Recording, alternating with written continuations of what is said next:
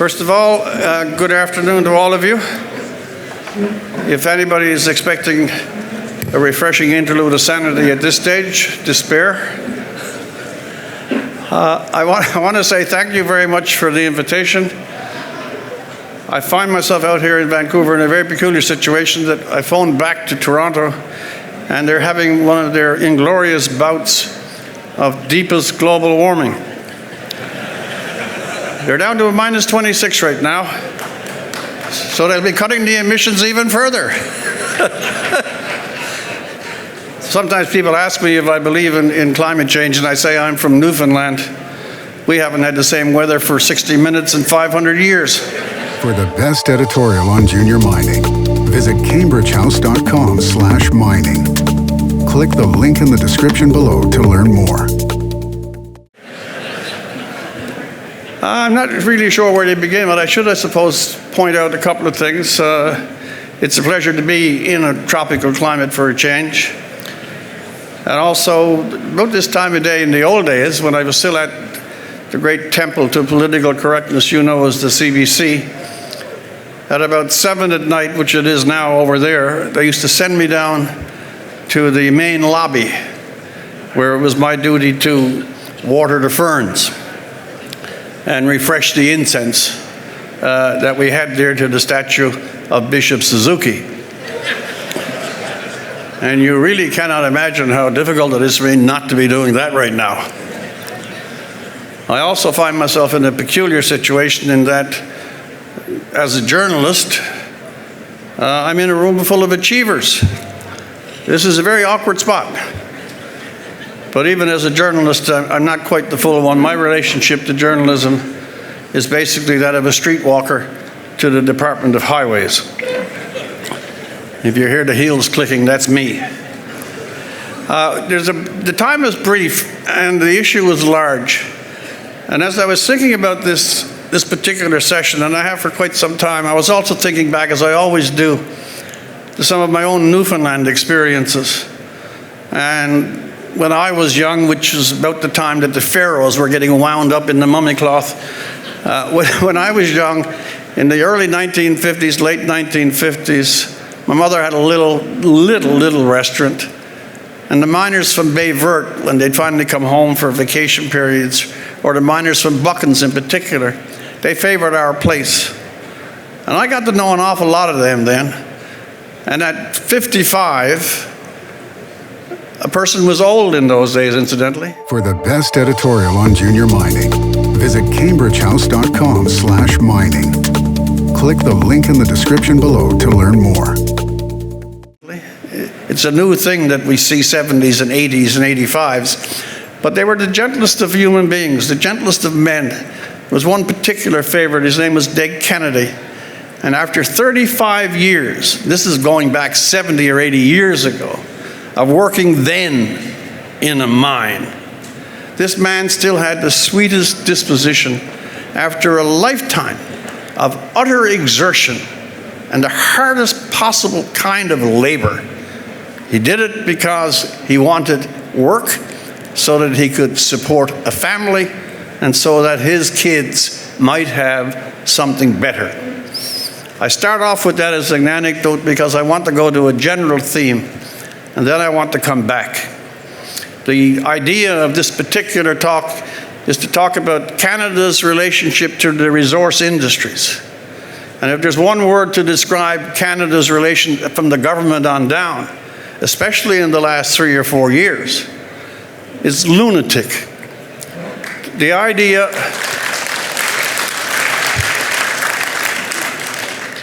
I could take you examples from any part of the country. Ontario was really ripe.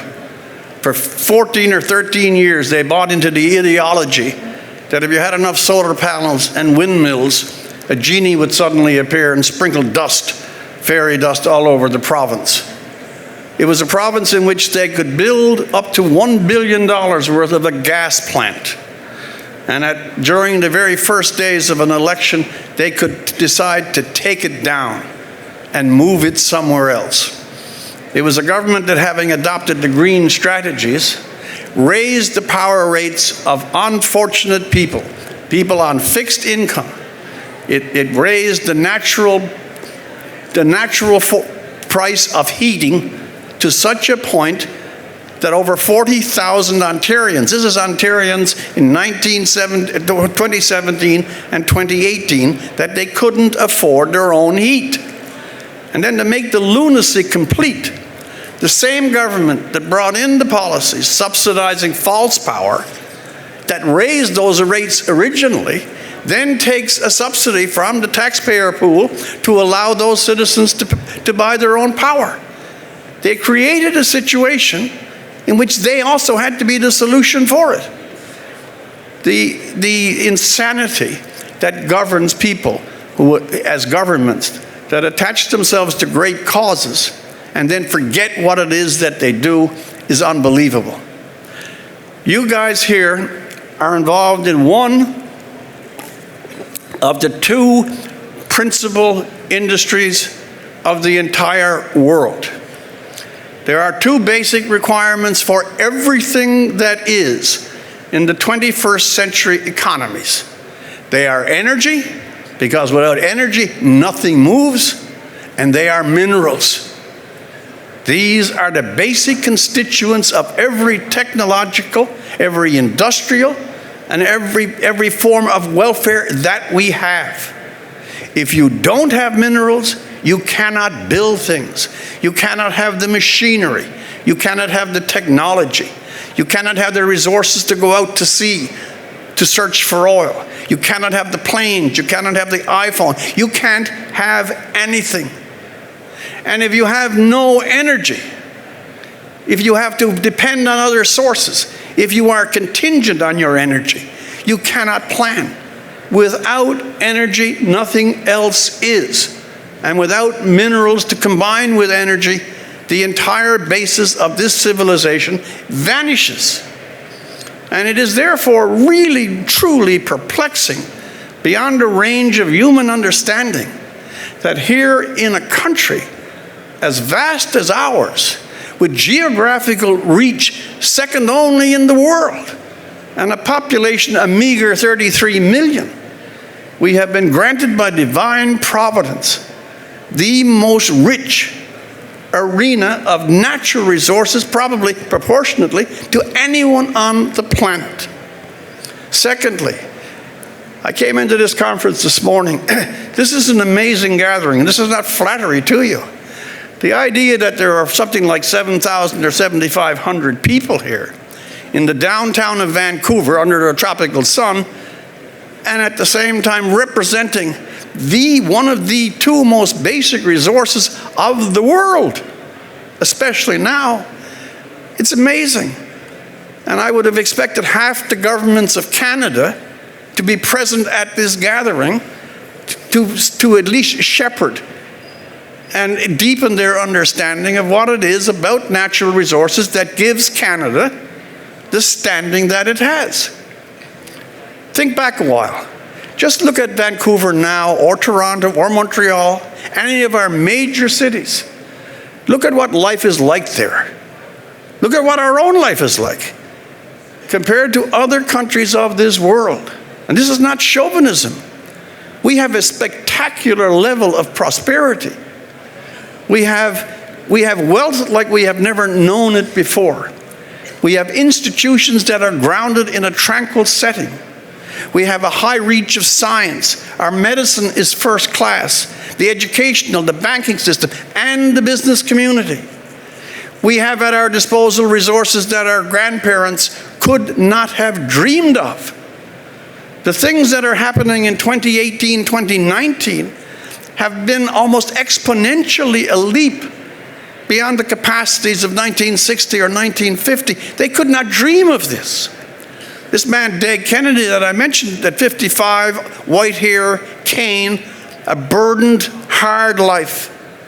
If he could only picture this particular moment in a hall as great as this, he would be staggered. But how did this come to be?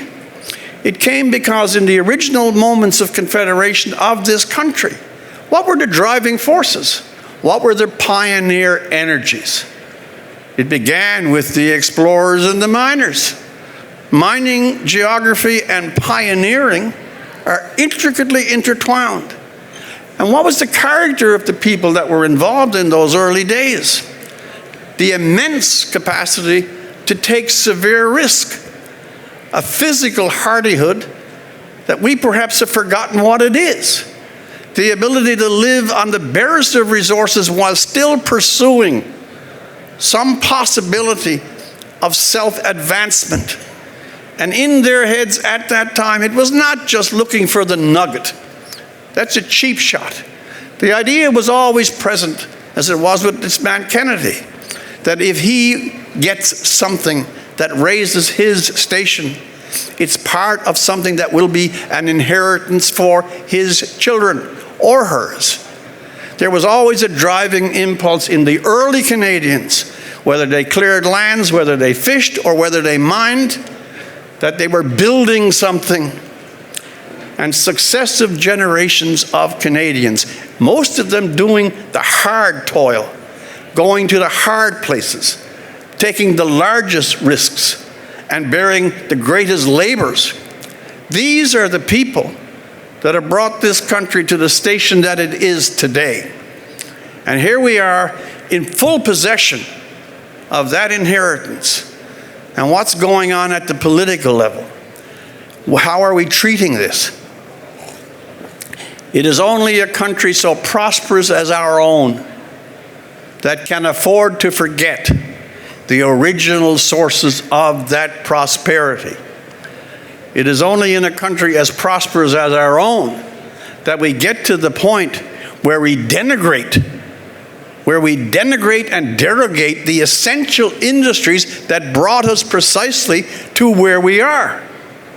The source of social and political wealth begins in the primary resource sector.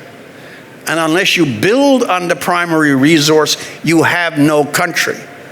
But having advanced as far as we have lost the consciousness of how good we have it. And there's a whole movement across the country of playing down, of obstructing, of pushing aside, of complicating, of over-regulating, to cut down the very industries that brought us here in the first place. I only have one joke. I'm going to share it with you. It's really, really funny. I have to tell you that because otherwise you won't recognize it. When Mr. Trudeau was still campaigning, he made one very solemn declaration. He made it several times. He said one of the reasons that he was in politics, and one of the reasons why we should have a new government, was that when he got in government, when he became prime minister, he was going to restore trust in the processes of the National Energy Board. He was going to restore trust in the processes of the National Energy Board. Now, I traveled the country a fair bit. I get back and forth all over the place. Prince George, Bonavista, Northern Ontario. And I remember I was in Twillingate a little bit after that, and there was a huge storm, wiped out most of the shore, most of the wharves. So I went to the little motel restaurant the next morning. Big disaster in Twillingate. So I went in. The old gentlemen were hovered around the thing, and one guy looks at the other guy and says, he says, I wonder when it's going to happen. When can I start again to trust the processes of the National Energy Board? And the next day I was over in Ontario somewhere, and you go to a coffee shop in the early morning, the old men are chatting it up. Some other big scandal occurred, but you walked in there, the first thing they were, I wonder, do you think we're going to get the processes of the National Energy Board back into our trust? I mean, where is this coming from? When you look at the province of Alberta and Saskatchewan, and you realize that in that particular location where we have another primary resource, that we have hearings that take 7 years. You had the Keystone XL that took 10 to 11 before Mr. Obama got around to saying no. You have pipelines canceled before they even begin. You can have a decade trying to get permission to do something. Can you possibly imagine what it would be like if in this day and age someone stood up somewhere and said, I want to build a railway across the country. They would be taken out and put in a hemp noose and invite Greenpeace to light the fire underneath them. I mean, even on small things. I'm sure most of you at one time or the other have had the chance to go to Banff. It's one of the great beauty spots of the world. And there's the Banff Springs Hotel, that great stone cathedral, right? I had my little nephew years ago when he was about 9. Took him out there and went up on the ski lift where you look around all the mountains, you're way up, and then you see down below, you see the great valley, the river running out in front of the Banff Springs Hotel, and something about it, the sublimity of the mountains, and then the picture of this, the river running in front, the lake that's there, and then this great stone castle, and the harmony between the hotel built by men in the century when you didn't have the machines we have, and the scenery was just too beautiful to believe. The injection of human spirit in a landscape completed the scene.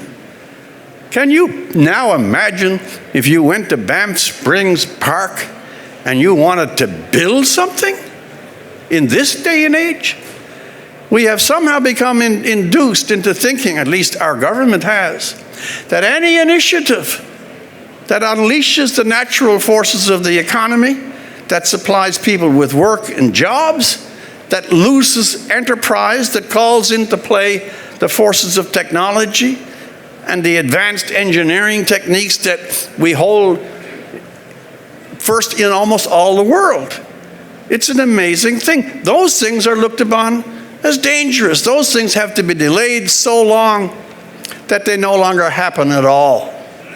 Why is there such insistent obstruction to the exploitation of the most basic resources that we have in this country that have brought us to the point that we are now one of the most favored countries on the very face of the earth?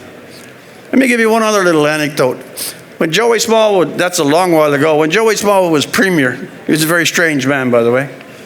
Joey's idea of a cabinet meeting, he used to hold his cabinet meetings in his own head. And even they weren't well attended.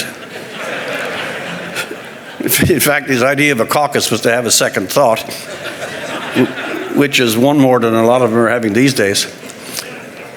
But Smallwood had a great love for Newfoundland, and he had a slogan, which today would have him pilloried. He knew that we were a rock. There wasn't a hell of a lot of soil. The fishery was there, but not everyone can fish. And it was the 20th century. And his slogan was, develop or perish. In other words, what he was saying was, unless Newfoundland got other industries, unless it developed its resources beyond the marine level, that somehow or other over time Newfoundland would just blur itself away. He understood, in other words, that employment is a bigger thing than simply the notion of a job. Jump forward to 1993-94. That's when we had the collapse of the Newfoundland cod fishery. 31,000 human beings, men and women, 31,000 men and women at the stroke of a pen on a single day were completely removed from the Newfoundland inshore fishery.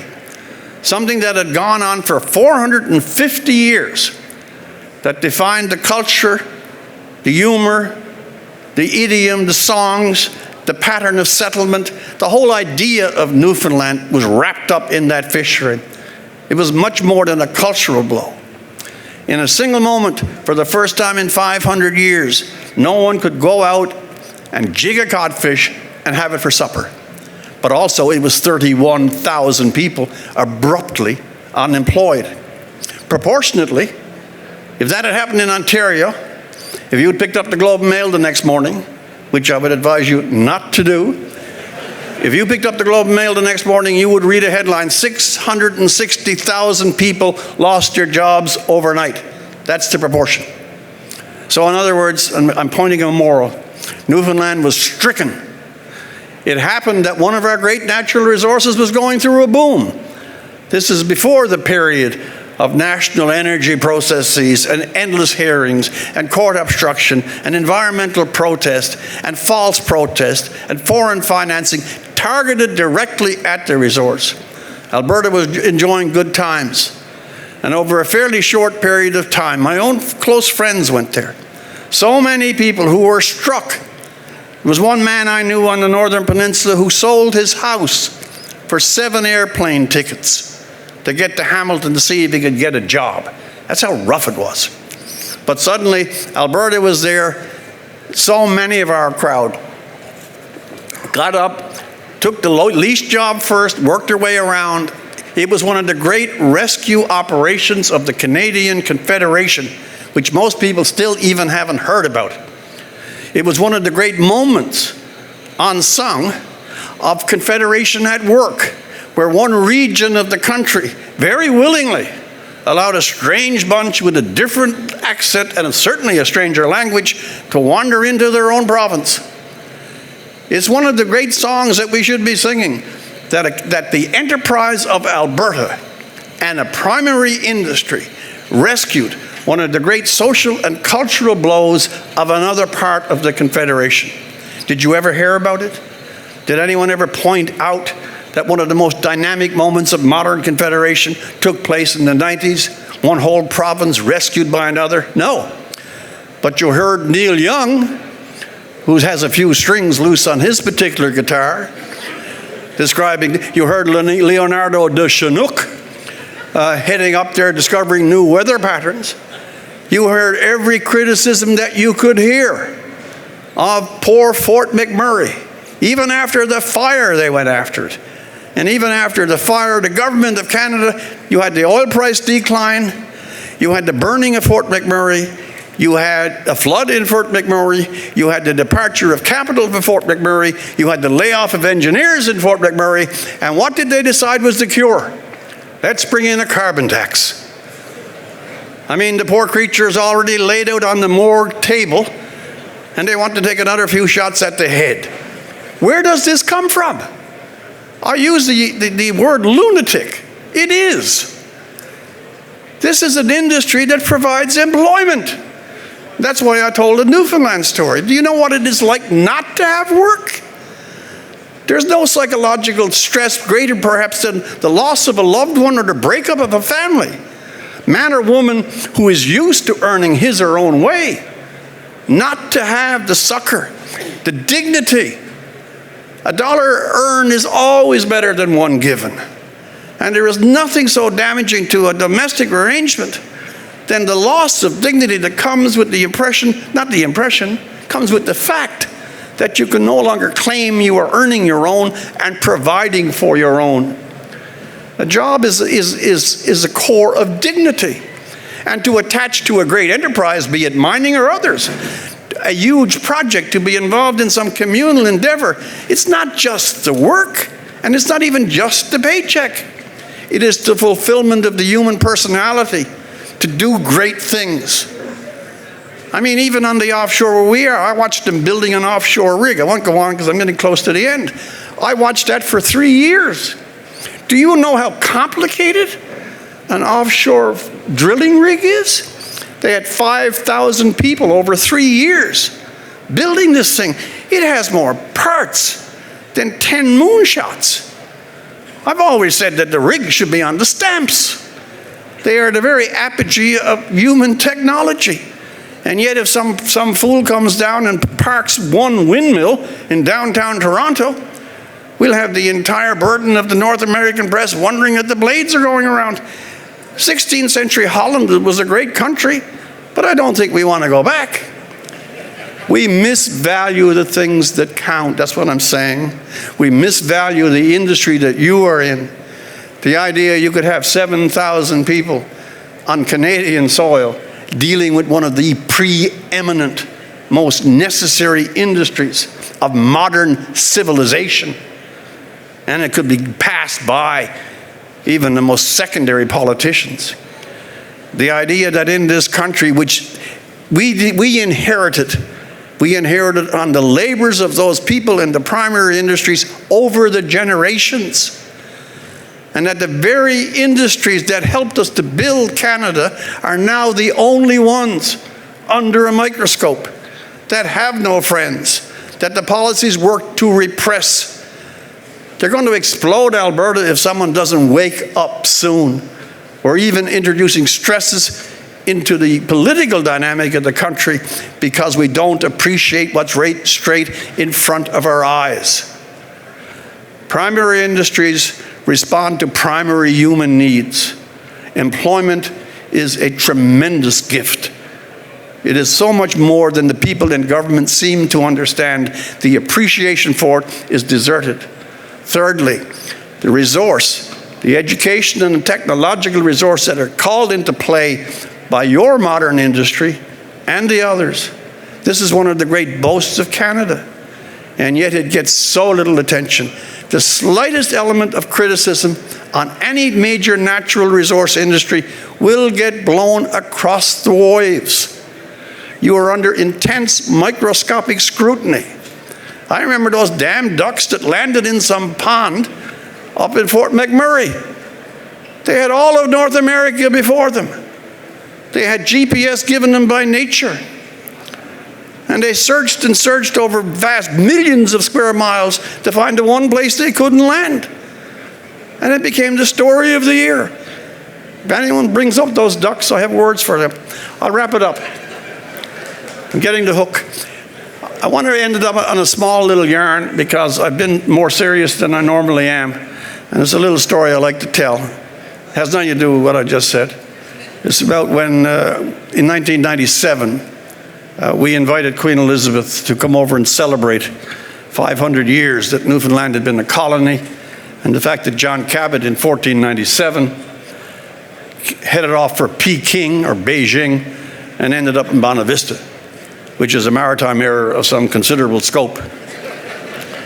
Even in 1497, it's not too easy to mistake Beijing for Bonavista. And Bonavista didn't have a Chinese restaurant until 1987. Anyway, I'm going to make it short because I know I'm late. She came over, this is true, she really did. It was a big deal. She ended up in Bonavista. We had rain, sleet, snow, fog. You couldn't see her. Really, you had the camera crews everywhere. No one could see her. So very quickly they improvised. They took her into St. John's, and they said, we'll bring her indoors. And they brought her to a biscuit factory, which is well known in Newfoundland, Purity Biscuits. So they brought her into this biscuit factory, and they had the television cameras there, and everyone could see her. And she was in Purity Biscuits. The Newfoundlanders do it. And she's on a dais like I am, and she's in front of her are 3 steel vats with 3,000 pounds of warm biscuit dough being whirled by giant blenders. And there's a guy on the stage with a white coat, and the machine is pressing the button to stir the biscuit dough.